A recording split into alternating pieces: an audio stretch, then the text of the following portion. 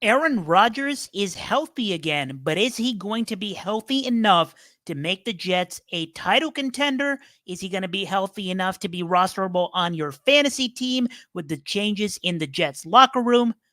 And which quarterback that is still elite is just completely mispriced on Underdog? June is coming to an end. July approaches. We're starting to find sleeper tight ends. Y'all are drafting 2024 redraft fantasy football teams, and it's time to give the rundown of what the offseason looks like right now. This is Player Profiler Today, starting now.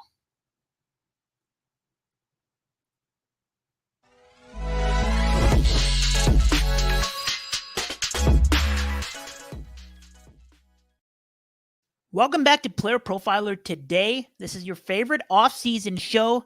All things NFL, all things fantasy football. We are currently towards the end of June. It is June 25th, 2024 edition.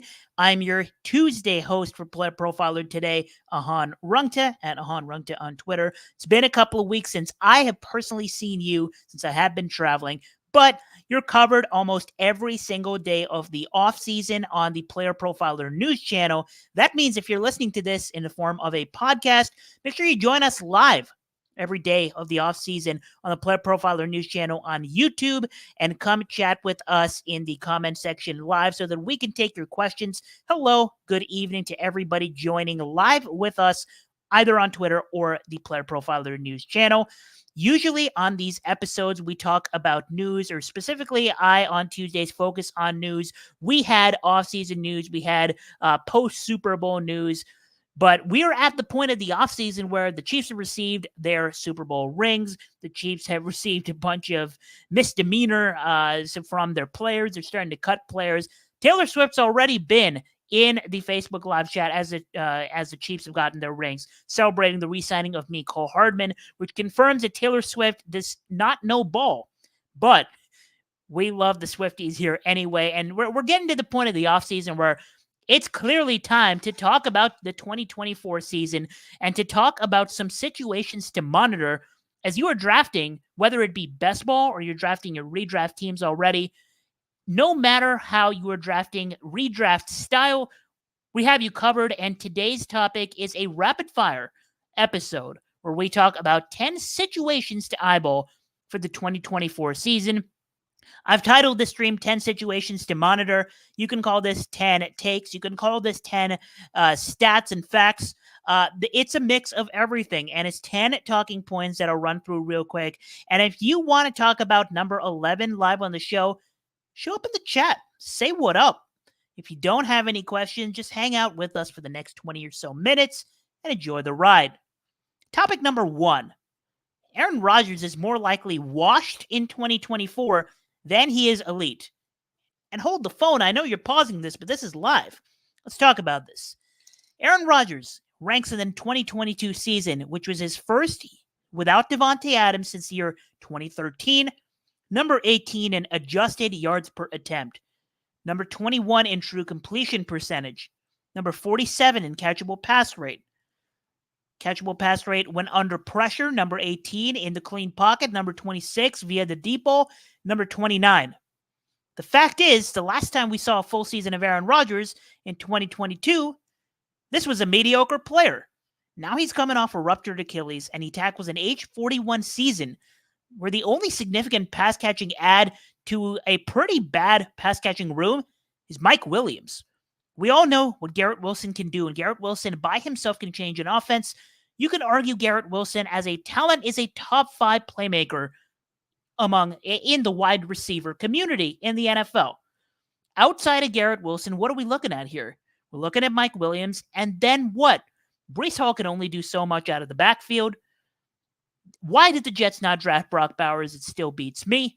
But what you're looking at here is an age 41 quarterback who is most likely not going to be his elite prime self, or the resume that he's built, the Hall of Fame resume that he's built. He's most likely not going to be that self, and he's more likely to be holding this team back, if anything, than elevating this team. So the Jets, they'll need a lot from Aaron Rodgers to be a division contender, and we'll talk more about this division in a few minutes. But more importantly, as a fantasy asset, Aaron Rodgers currently ranked the quarterback 20, and that seems completely reasonable, and it's a sharp market here. You see that Aaron Rodgers ranked the quarterback 20 in fantasy, and you say, okay, well, Breece Hall is going to eat a lot of those touchdowns, and who does he have to throw to in the end zone with Garrett Wilson getting covered? And you just ask yourself how many options he has to make plays. And the answer is, the reality is, just not too many. We have some comments. Anthony says, what's up? Listening, Ahan, what up? Good to see you, Anthony. Michael says, what up as well. People asking, what about Corley? What about Xavier Gipson? What about Tyler Conklin? If you're involving Tyler Conklin and Xavier Gipson in the good players department, I have some tough news for you. As for Malachi Corley, certainly an addition. Certainly not a top 5 name among the rookies. And at the end of the day, this is a 3rd-round draft pick for a reason. And even then, I thought the 3rd-round pick was a little bit of a reach because there were better wide receivers, even if they wanted to fill a specific slot, specific role. There were better receivers out there than Malachi Corley. If you want more information about rookie wide receivers and running backs, especially if you have dynasty fantasy football teams, well, go ahead and download the Breakout Finder app. It's only the cost of a cup of coffee, and you get metrics where we take the analytics from all the college metrics that every single running back and wide receiver prospect has, and we predict how likely they are to break out in their NFL career. Go check out where Malachi Corley is ranked there. The Breakout Finder over the last couple of years has been very accurate in predicting breakouts very early, and people keep yelling Tyler Conklin, and I refuse to acknowledge the existence of Tyler Conklin.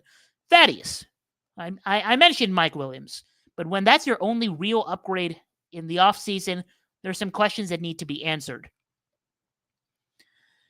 Gogo also says, what's up? Gogo says, the question of the millennia, how do you retain players in home dynasty leagues? Here's what you do. You trade aging players for draft picks, and you turn 1st-round draft picks into multiple 2nd and 3rd-round draft picks. Maybe that answers part of your question, but I'd be happy to elaborate if you get something more specific. Talking point number 2. There's a quarterback right now that's out there whose pricing on Underdog is simply a blunder. Let's play a little trivia here. If I were to tell you there were a quarterback that last year ranked number 5 in quarterback rating, number 14 in red zone completion percentage, and number 4 in expected fantasy points per game, and his team did make some changes this offseason. Yes, there's a lot of information being masked here, but number 4 in expected points per game while playing through some injuries, while playing with a pretty bad receiving core. There's your hint number 2. And this guy is currently priced outside of the top 15 in ADP on the best ball draft boards for Underdog Fantasy. Who is this quarterback? Go ahead, answer in the comments. I'll let y'all brainstorm it for 30 seconds. And I'll talk more about this quarterback. While I talk about it, there's a lot of information being masked here. There were changes in the coaching staff. There were changes in the pass catching room. But at the end of the day, this is a quarterback, when healthy, is a top 5 thrower in the NFL. And yeah, I said it. And yeah, if you figured it out by now, you maybe already moved on to the part where you're arguing that he's a top 5 thrower in the NFL. But I'm going to go ahead and say it. Give him an average pass catching room, and the room he gets this season may be an average pass catching room, and give him a good offensive mind. This guy is currently QB 17 on the Underdog draft board. We have some guesses. Someone says Kyler, someone says Baker Mayfield. How about Justin Herbert? So let's talk about more. Let's talk more about this Chargers room. First off, the obvious move, they make a big coaching overhaul on John Harbaugh and his staff. And most importantly here, Greg Roman, now the offensive coordinator. Greg Roman, of course, we get a discount here with Greg Roman. A semi-balanced attack, very obsessed with the running game. And we understand that when Greg Roman goes out and gets his guys, and the Chargers go ahead and get the old Baltimore Ravens backfield, and now roster both Gus Edwards and J.K. Dobbins, We understand that Greg Roman probably is going to focus a lot of the game plan on that backfield committee. That being said, it just doesn't sit right with me that you have a talent that is at worst top 10, maybe top 5 when healthy as a thrower, when it comes to accuracy, when it comes to pure arm talent. Yes, he also lost Keenan Allen, but they drafted Ladd McConkey, talking about rookie wide receivers that are likely to break out because of how talented they are. Just look at the athletic profile for the Los Angeles Chargers. New wide receiver, Ladd McConkey, and tell me with a straight face that Justin Herbert should be priced quarterback 17. And the answer is you can't. What is up, Chef? Good to see you. OG in the chat says, what's up, y'all beautiful people? What is up, beautiful Chef as well? Someone says, I like the Jets receiver room, including Brees over Bills. Are we selling Josh's ADP as well? Michael, you could not have come up with a better segue to talking point number 3 on the show, which is the Buffalo Bills and Josh Allen. And here's my headline. Josh Allen and the Buffalo Bills will be just fine. And it all starts with the main headliner of the offseason, which is Josh Allen loses Stephon Diggs. But if you think more about it, and by the way, Josh Allen's closest comp on PlayerProfiler has been Justin Herbert, so an even better segue there. But you talk about what Josh Allen lost in Stephon Diggs. And Stephon Diggs, the truth is, we're so obsessed with living in the past. We're so obsessed with calling guys like Aaron Rodgers elite in the year 2024. We got to take a step back and realize that Stephon Diggs is far from elite at this point of his career. He's about to be 31 years old, and last season, this is what he did. Number 31 in yards per route run, number 40 in contested catch rate, number 58 in true catch rate, number 40 in route win rate. This guy's taken a lot on his body. He's done a lot for every organization he's played for in the volume department in taking hits, and that gets to you when you're barely 6 feet tall. And Stephon Diggs, the fact of the matter is that this guy was not a great wide receiver in the back half of last season. And the Buffalo Bills move on and say, you know what? We got Josh Allen. We'll be fine. And they replace him with Keon Coleman in the draft. And Keon Coleman, I'll say it, you can check out the Breakout Finder as well. Keon Coleman, good player. Highly unlikely that he will reach the Stephon Diggs ceiling as early as his rookie year, if at all. But the addition of Curtis Samuel as well, who is a hashtag good player, it's good enough. Talk about the sophomore leap of Dalton Kincaid. It's good enough. You know why? It's because they have a top 3 quarterback in the NFL, someone who shut down all potential doubters that he had in the playoffs. Josh Allen has, by the way, been arguably one of the best playoff performers of all time among quarterbacks who still don't have a ring. And Josh Allen last year, number 3 in accuracy rating, number 8 in completion percentage, number 3 in quarterback rating, despite not playing with a good pass catching room that wasn't getting open for him, number 10 in catchable pass rate, number 15 in deep ball accuracy rating, number 8 in red zone accuracy rating. This is an elite quarterback talent that's playing with some receivers that are still pretty damn good. And we saw with Patrick Mahomes last year, and Patrick Mahomes, of course, another breed. He's an alien. That all he really needed was Travis Kelce and Rashee Rice to a less extent, because Josh Allen, not quite Patrick Mahomes, and this pass catching room, not quite Travis Kelce and Rashee Rice. To a lesser extent, this Buffalo Bills receiving room will be just fine. We have some comments in the chat, and someone says, how much lightning will Frank Gore Jr. provide the Buffalo Bills? I'll take it one step further. I think Frank Gore Jr. is not the running back you want to be thinking of when it comes to Bills handcuffs. The answer is Ray Davis. And I'm so glad you brought up the Buffalo Bills backfield, because I made a tweet before Ray Davis was drafted, and he entered the NFL Combine as a 220-pound, 92nd percentile BMI power back, and one of his biggest comps was Frank Gore. So he just ran a 4.53 on his first crack at the 40, and I tweeted about that after he ran that, and now he's friends in the backfield with someone that the Player Profiler family, including myself, has kept pushing, which is that James Cook, good fantasy asset when he's on the field and when you can guarantee his touches, not a great one, because at the end of the day, this guy is a mediocre runner and heavily aided by his offensive line. This guy is a mediocre pass catcher, and he's not a goal line back. He's never been a workhorse. So James Cook just decent at everything and not really good at any one particular thing. So I love Ray Davis in all facets as a handcuff in fantasy football entering 2024. Talking point number 4, speaking of running backs. Last year, I made a full thread about drafting running backs and drafting guys that have the ceiling to be the running back 1 overall. And I said, if you're going to draft a running back early and not just play 0 or B, make sure the running back you draft early actually has ceiling to be the running back 1 overall. Because if you're drafting running backs early, and in last year's case, it was take Travis Kelce and move on. If you're drafting a running back early, and last year's case, this was, for example, Bijan Robinson, who very clearly did not have the number 1 overall potential in his profile last year.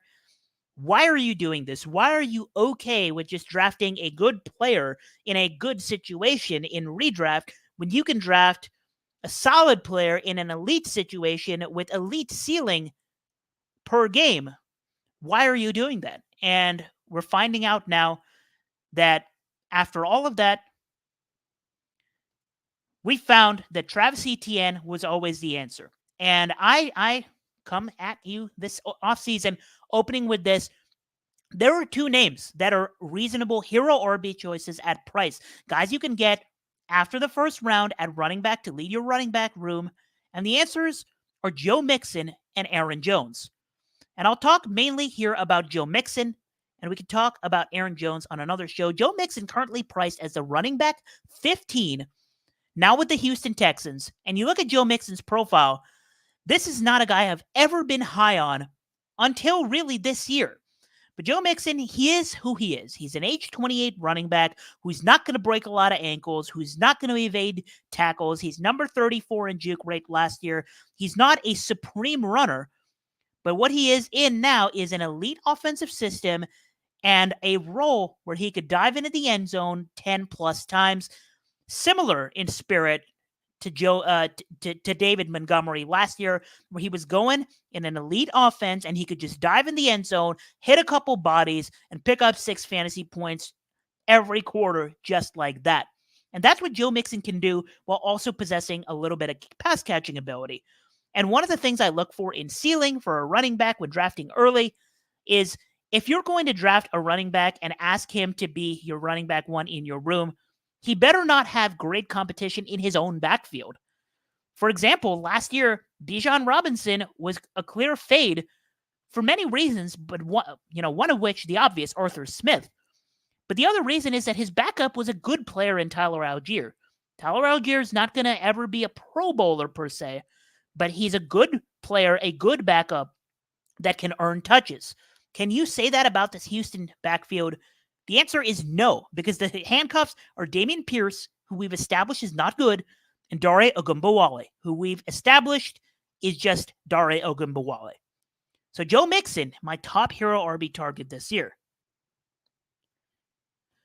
Thad is very passionate in the chat about saying they were 30 seconds off the Chiefs in the AFC title game. Don't act like they're that far behind, because they're not. And I would agree.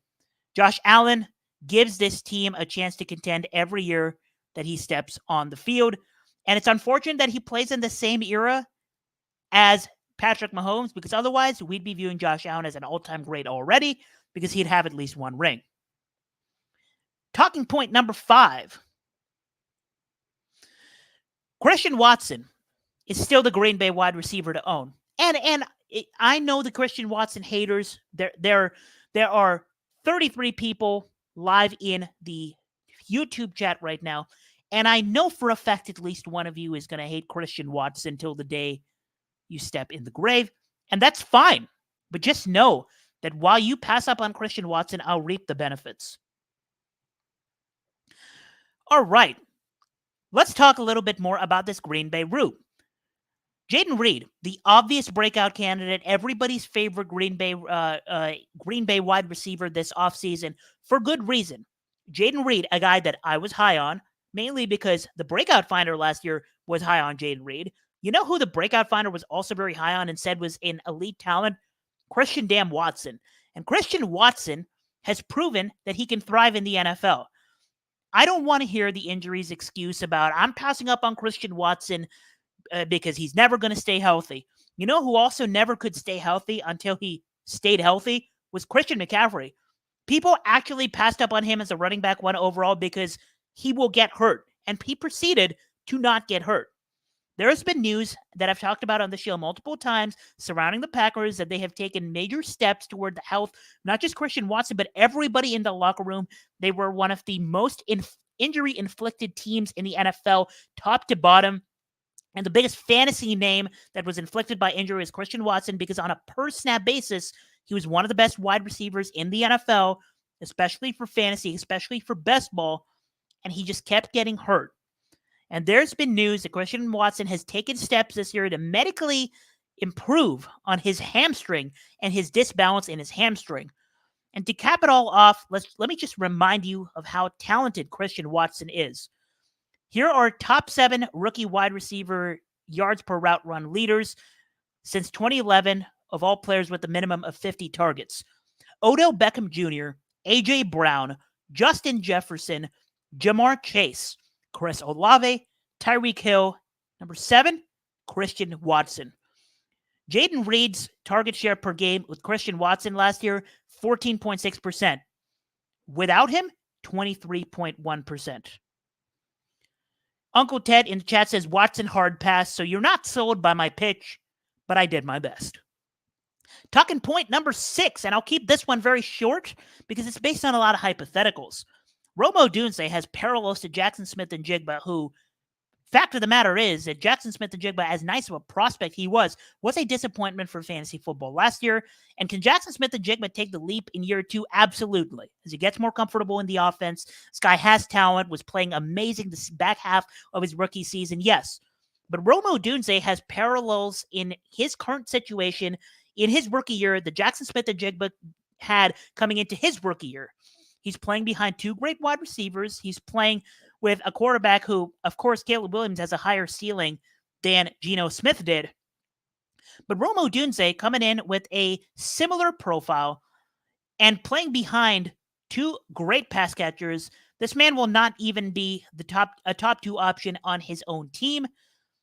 And in college, he was a college target share hog, just as Jackson Smith and Jigba was, but 43rd percentile in college dominator.